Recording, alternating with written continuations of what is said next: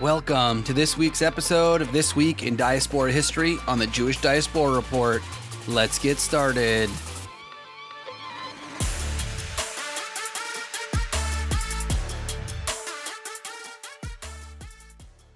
Third of Tammuz, 1656, London, England. Rabbi Menashe ben Israel petitioned for permission to practice Judaism in England. The permission was granted by the Council of the State. In 1290, King Edward I of England had issued an edict expelling all Jews from England. However, the English Reformation, which started in the 1530s, brought a number of changes that benefited Jews in the long term. After both the Alhambra Decree, which expelled all Jews from Spain in 1492, and similar measures in Portugal in 1496, some converso traders, Jews who converted to Christianity, but often still practiced Judaism in secret, settled in London and Bristol. The small community in London was largely linked by trade to the city of Antwerp. It was because of London's growing importance as a trading city that the Jews from the Netherlands began to settle in the country. There was also a great increase of religious freedom and religious diversity in England under Oliver Cromwell. A petition for a readmission of the Jews to England was submitted by Johanna and Ebenezer Cartwright, two English Baptists living in Amsterdam in 1649. However, the petition was sent the day before the High Court was established to try Charles I. So in the ensuing turmoil, the Cartwrights never received an answer. The following year, the Amsterdam-based rabbi and diplomat Menashe ben Israel wrote in his book, Hope of Israel, that it was a necessity for the Jews to be, quote, spread out to the ends of the earth before they could be redeemed. In 1651, Ben Israel met with leading English figures on the mission to secure an Anglo-Dutch coalition. The English were impressed by the learning and the manner and advised him to formally apply for Jewish readmission to England. In 1653, Cromwell issued the official directive to authorize Menashe ben Israel, a rabbi of the Jewish nation, to come from Amsterdam to these parts. Fearing local anti-English opinion so soon after the war, Ben Israel turned down the invitation from the English.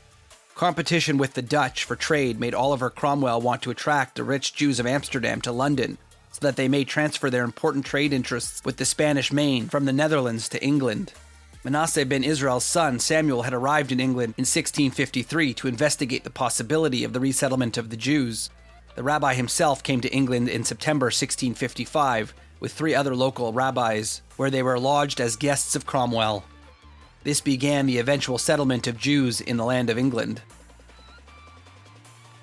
Also 3rd of Tammuz, 1871, Cincinnati, Ohio. Rabbi Bernard Ilawi, a staunch opponent of the Reform movement, passes away. Ilawi was the first Orthodox rabbi with a PhD to come from Europe and settle in the United States. Rabbi Dr. Bernard Ilawi was born in 1841 in Kolin, Bohemia. Ilawi descended from a family of religious scholars. His great-grandfather Jacob Ilawi was the rabbi of Kolin. Ilawi studied in his native city where he received rabbinic ordination. Subsequently, Ilawi received a PhD from the University of Budapest, continued his studies at the Rabbinical College in Padua, Italy. Known for his oratory ability, he was reportedly an accomplished linguist, and besides a thorough knowledge of Latin, Greek, and Hebrew, he spoke also fluent German, English, French, and Italian. Ilawi was unable to secure a position in the rabbinate in Europe due to his opposition to the Habsburg Empire. He was suspected of sympathizing with the local revolutionaries during the upheavals of 1848. He therefore emigrated to the United States, where he had an easier time being hired as a rabbi. Throughout his rabbinical career, he was a rabbi in New York City, Syracuse, Philadelphia, Baltimore, St. Louis, New Orleans, and finally Cincinnati, where he retired. Throughout his tenure in the United States, he was an ardent opponent of the spread of Reform Judaism, eloquently and to an extent successfully challenging the movement's religious innovations and leadership in the press in the United States and Germany. Ilawi wanted to strengthen traditional Torah law observance in the United States. Rabbi Ilawi mastered halakha and became renowned throughout the United States, and religious questions were posed to him from across America. Some of these decisions were published in the press in New York and Philadelphia.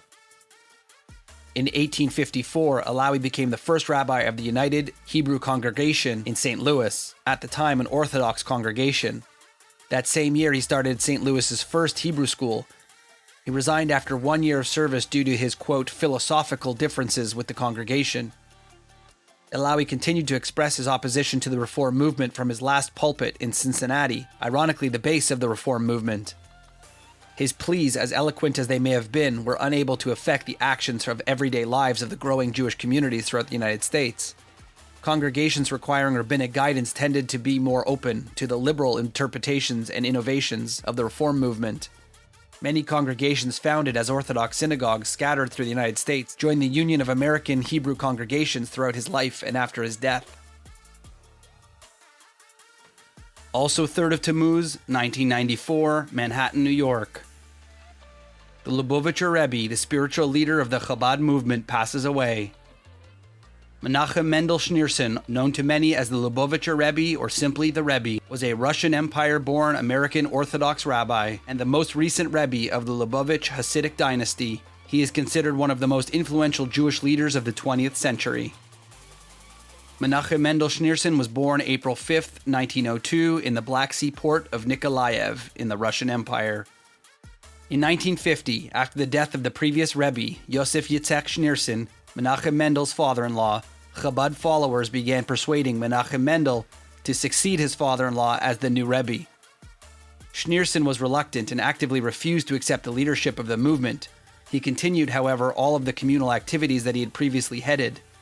It would take a full year until he was persuaded by the elders of the movement to accept the post. On the first anniversary of his father-in-law's passing, in the ceremony attended by several hundred rabbis and Jewish leaders from all parts of the United States and Canada, Schneerson delivered a Hasidic discourse and formally became the Rebbe. As Rebbe, Schneerson would receive visitors for private meetings. These meetings would begin at 8 p.m. and often continue until 5 or 6 in the morning, and were open to everybody. Schneerson, who spoke several languages including English, Yiddish, Hebrew, French, Russian, German, and Italian, would converse with people on all issues and offer his advice on both spiritual and mundane matters. Politicians and leaders from Israel and across the globe came to meet with him, but Schneerson showed no preference to one person over another.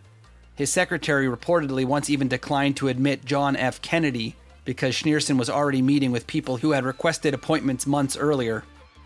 Almost immediately after taking control of the Chabad movement, Schneerson established a Chabad woman and girls organization and a youth organization in Israel. Their mission was to engage in outreach, which was exclusively directed at women and teens. In 1953, he opened branches of these organizations in New York, London, and Toronto. In a departure from the entrenched tendency to limit high-level Torah education to men and boys, Schneerson equally addressed his teachings to both genders. He addressed meetings of the organizations and led gatherings exclusively for women. Schneerson would describe the increase in Torah study by women as one of the, quote, positive innovations of the later generations. In 1983, Schneerson launched a global campaign to promote awareness of the Supreme Being and observance of the Noahide laws among all people. He argued that this was the basis for human rights in all civilization. Schneerson initiated Jewish outreach in the post-Holocaust era. He believed that the world Jewry was seeking to learn more about its heritage and sought to bring Judaism to Jews wherever they were. British Chief Rabbi Jonathan Sacks said of the Rebbe, quote, that if the Nazis searched out every Jew in hate, the Rebbe wished to search out every Jew in love.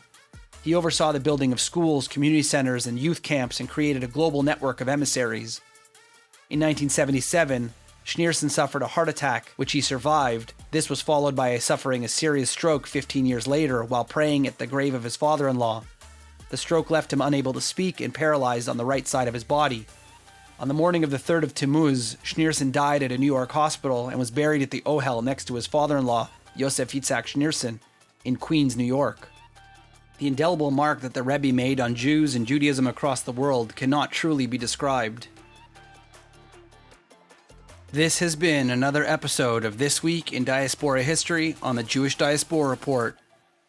Don't forget to check out our other episodes on your favorite podcast source and check out our Instagram at jdr.podcast. We'll see you next time.